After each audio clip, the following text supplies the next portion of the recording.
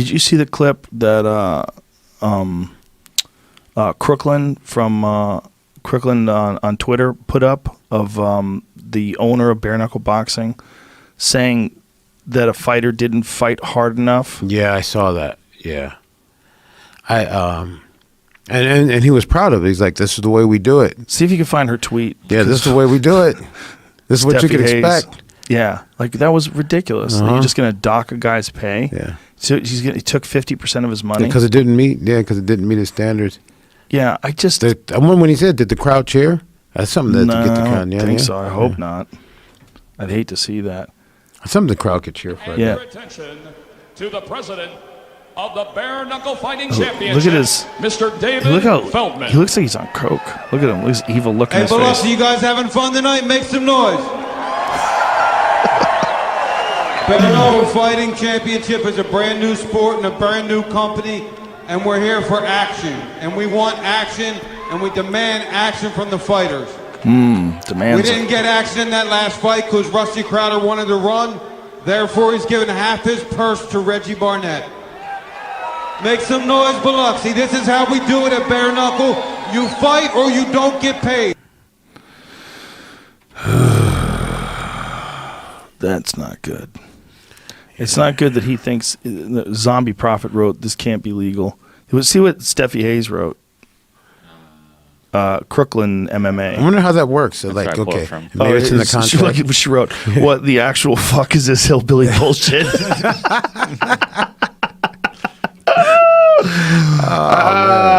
Yeah, I concur. What in the actual fuck is that hillbilly bullshit? No, in Pride they used to dock, right? The yellow card was yeah, but a yellow card is a penalty. Yeah, like penalty for being boring. Most of them were. Yeah, and sometimes irresponsibly. Like I've watched some of those yellow cards. I'm like, you're crazy. Yeah, you're crazy. Take that back. Yeah. You gave that guy a yellow card. He can't fight any harder. Like, yeah. Or he can't engage. He's gonna get lit up. There's moments where you have to try to figure out what the fuck to do. You're on the outside. You're trying to figure out how to get in. Right. And you get in, and then the referee's like, "Come on, fight!" And you're like. But in Asia, some of them. I used to work a lot at this Korean show, and they're figuring out their style. But man, when I first got there, they're like, so there's a yellow card. Any backward step, a back step, any back step, you said we want you to give a yellow card. And I was like, Lyoto Machida would never make any money. That's what I'm saying. I don't know if I can do with that. I don't think that's. I mean, you invited me over here for a reason. I'm just gonna do what I do and hope you bring me back. But I don't know if I can do that. You. Yeah. Good for you. Yeah. Do you ever go to a place and the commissions or a promoter will tell you, hey, the fights go to the ground. I want you to give it just a couple of seconds and stand them up. I go places and people tell me what to do all the time. Really? And I'm not going to do it. Because people, at the end of the day, no one's going to know that you told me to do it. It's going to be me doing it. 100%. So, Thank you. So I'm going to, I can't. Yeah, basically. I'm so glad you just said it that way too, because that's people need to get that in their head, because I know that sometimes people do get affected by whether they want to please a promoter or please a crowd, and they're not doing the right thing. It's such a tremendous responsibility. Yeah, you're going to be, but you're the one who's going to be for some of those choices. You know, those choices that they made, they're making those choices with your name. So, yeah. It's like the backstep. Kevin Johnson. I think he's answering the guy, but this is a tweet from the Bare Knuckle FC. Okay, Kevin Johnson, no money was taken from any fighters. That statement did exactly what was supposed, it didn't say supposed, and lit a fire under every single fighter's ass from that point on, giving you one of the greatest fights you'll ever see. No. No, those guys fought that way because that's who the fuck they are. Right.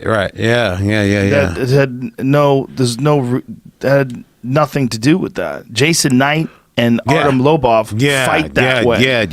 You can't claim credit for for Jason Knight doing what he did. And Artem Lobov. Get the fuck out of here. They would fight that way in a fucking Walmart parking lot. Yeah. That's how those guys would fight every time they fight. They're Jason animals. Knight, both those dudes are animals. Both those dudes are so tough. Jason Knight has my favorite nickname.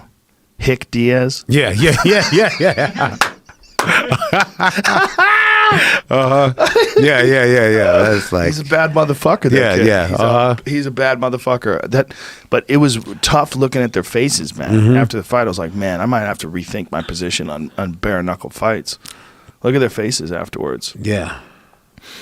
I mean, that is crazy. You know, it's a lifetime of cuts Yeah. all over the. I mean, look at his right under his nose. That his ears is giant gonna be cut there, swole up like for that a is minute, a yeah. crazy cut, man. He's just stitched the fuck up all over the place. That is rough, man. His whole face got lacerated. I mean, that is a lot of cuts. Yeah.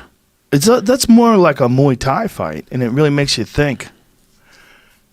But again, That's got to be the most brutal, right? Muay Thai. Yeah, I believe so. Muay Thai bare knuckle would be like what they call it, lethway, where they just they kind of like wrap the hands up in a hand wrap. Yeah. It's not bare knuckle, but it's I think bare knuckle Muay Thai would be the hardest. But the thing, what my argument was always, and it still remains this, that if you're not going to pad anything else, like you're not going to pad the shins, you're not going to pad the knees or the elbows, why are you padding the knuckles? You're just giving people a false sense of security in terms of what is actually effective. We don't want to practice something that doesn't really work if you don't have gloves on, right? I mean, if every time you punch someone you don't have gloves on, your hand would break. Right, you would right. go, okay, clearly you can't punch people. It's stupid. You got to use elbows and knees, and you got to do I see what something you're else. saying. Right. So, in order to fight with your knuckles as much as UFC fighters do, you pad everything. You put wraps, you put padding over it. Boxing is like, it's a different world as soon as you take gloves off. Yeah. It's a different world. Punches get in that you can't block. It's Yeah, way more yeah. consequence, a lot more cuts.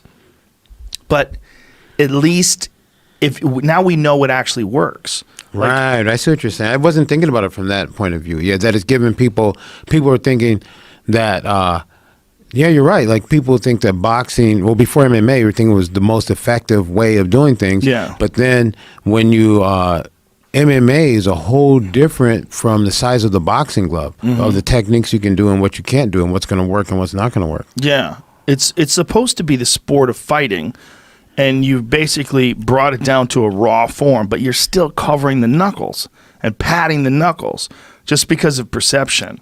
And see, the problem with that guy, this bare knuckle boxing guy, when he says some stupid shit like that, is that it reinforces what people don't like about combat sports, what people don't like about the idea of bare knuckle boxing, that it's brutal and it's just there for chaos and blood. Right. We come for action. We're here to see action. That guy's like People think that about MMA. Yeah. And I don't think that MMA athletes, I think MMA athletes are the most honorable and well behaved, and not because of fear or anything, because